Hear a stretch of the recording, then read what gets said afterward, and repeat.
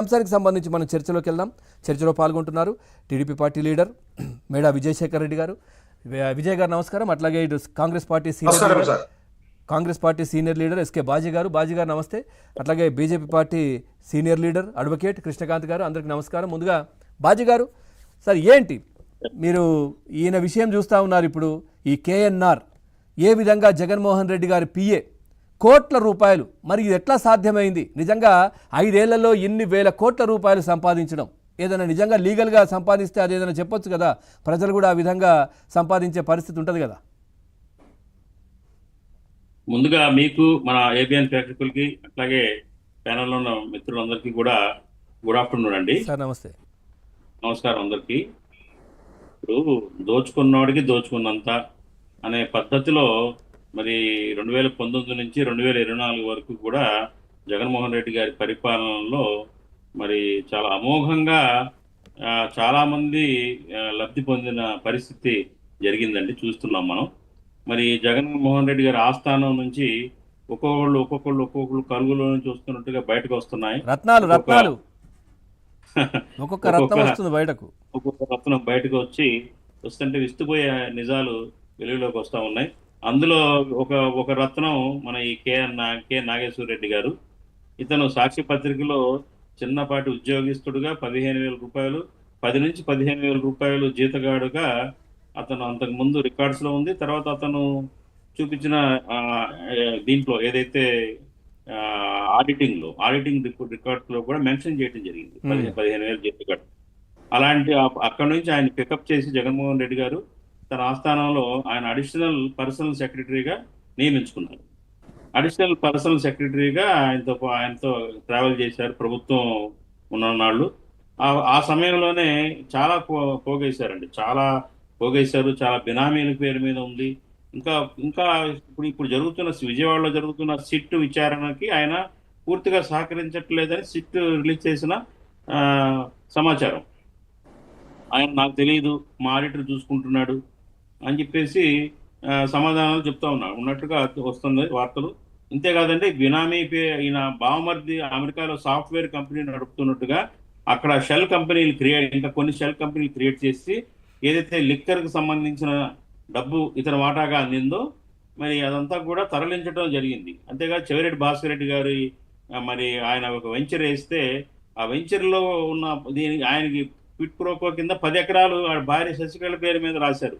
అట్లాగే విజయవాడ రామర్పాడులో ఒక కార్ల షోరూంలో 50% వాటాని అతి చౌకగా, ఇది క్విట్ ప్రోకోనే, అతి చౌకగా 3 కోట్లకే ఆ షేర్లు 50% వాటా ఇచ్చారు ఆ కార్ల కంపెనీలో.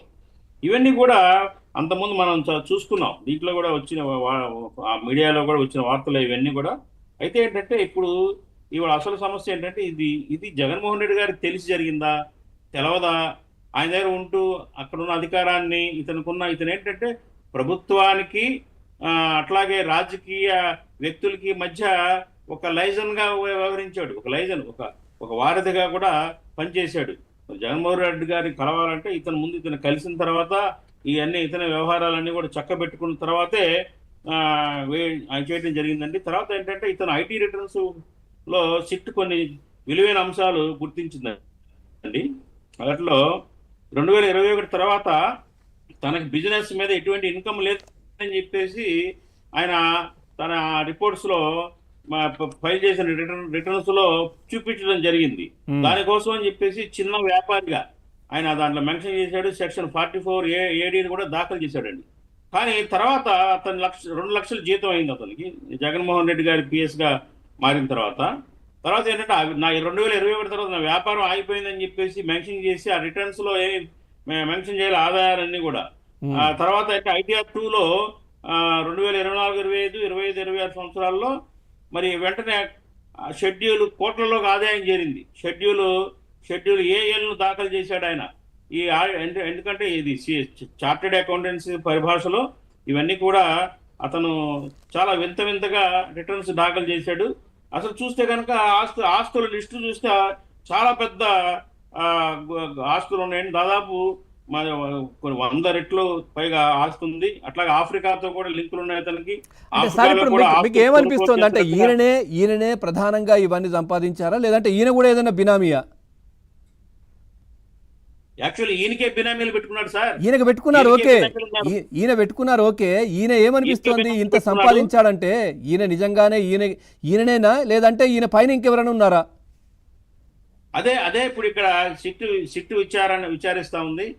ఇతని వెనక ఎవరున్నారు ఇక్కడ? మరి తాడేపల్లి ప్యాలెస్ తోని ఇతనికి డైరెక్ట్ లింకులు ఉన్నాయి ఈ ఆస్తుల వ్యవహారంలో అనేది సిట్టు అనుమానిస్తా ఉంది. అదే అదే అతను అడుగుతున్న సహకరించట్లా అతను. ఏదైతే ఆర్థిక ఈ బదిలీల నెట్వర్క్ ఏదైతే ఉందో, మరి ఆ భార్య పేరు మీద కానీ క్యాష్ కానీ 19 కోట్లు, ఇది 10 ఎకరాలు కానివ్వండి, ఇంకా విలువైన అపార్ట్మెంట్స్ బెంగళూరులో, హైదరాబాద్లో, విజయవాడలో రకరకాల హౌసెస్, ఇవన్నీ కూడా చాలా. అట్లాగే ఆఫ్రికాలో ఆస్తులు, ఆఫ్రికాలో కూడా ఆయన ఈ లిక్కర్ స్కామ్ డబ్బు. వీళ్ళకి ఏం పని సార్? వీళ్ళకు మాట్లాడితే ఎవరైనా కానీ బాజీ గారు వీళ్ళు ఎవరైనా కానీ ఈ వైసీపీకి సంబంధించిన లీడర్లను టచ్ చేస్తే, జగన్మోహన్ రెడ్డి గారికి సంబంధించిన వాళ్ళని టచ్ చేస్తే, ఈ ఆఫ్రికా లింకులు ఏంటి అసలు వీళ్ళది? ప్రతి ఒక్కరు ఆఫ్రికాని సార్. అట్లా కాదు, ఆఫ్రికాలో వీళ్ళు లిక్కర్ డిస్టిలరీస్ పెట్టారు సార్.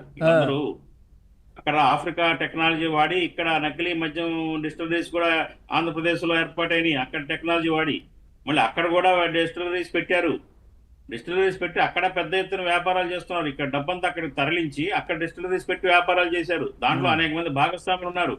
ఇక్కడ లిక్కర్ స్వామిలో లింకులో ఉన్న ప్రతి ఒక్కరికి అక్కడ వాటాలు ఉన్నాయి. దాంట్లో ఒక్కొక్కళ్ళు సొంతంగా డిస్టిలరీస్ ఉన్నాయి, కొంతమంది వాటాదారులు ఉన్నారు, రకరకాలుగా ఉన్నారు. ఎన్ని వెలికి తీయాల్సిన బాధ్యత ఉంది.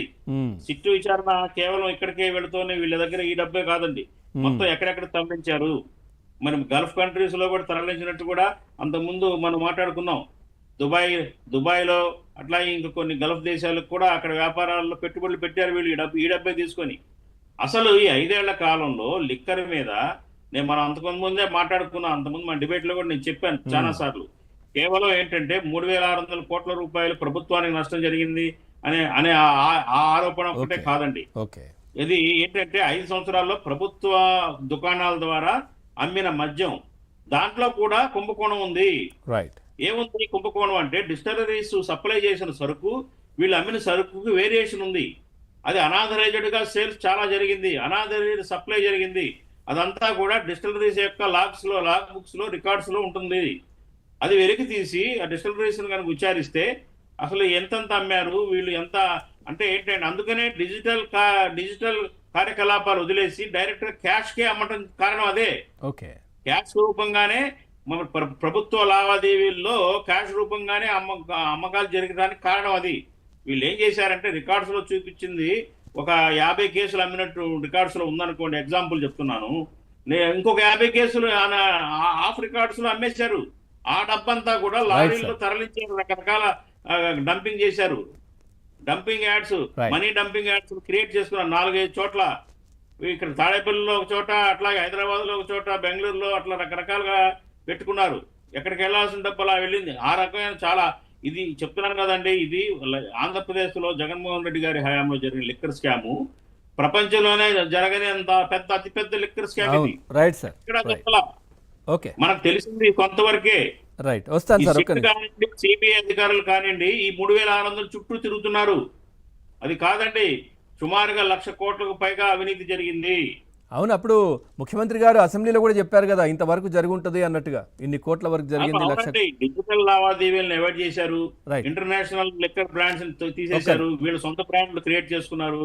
సొంత బ్రాండ్స్ తోటి సొంతంగా డిస్టిలరీస్ తయారు చేసుకోవడం,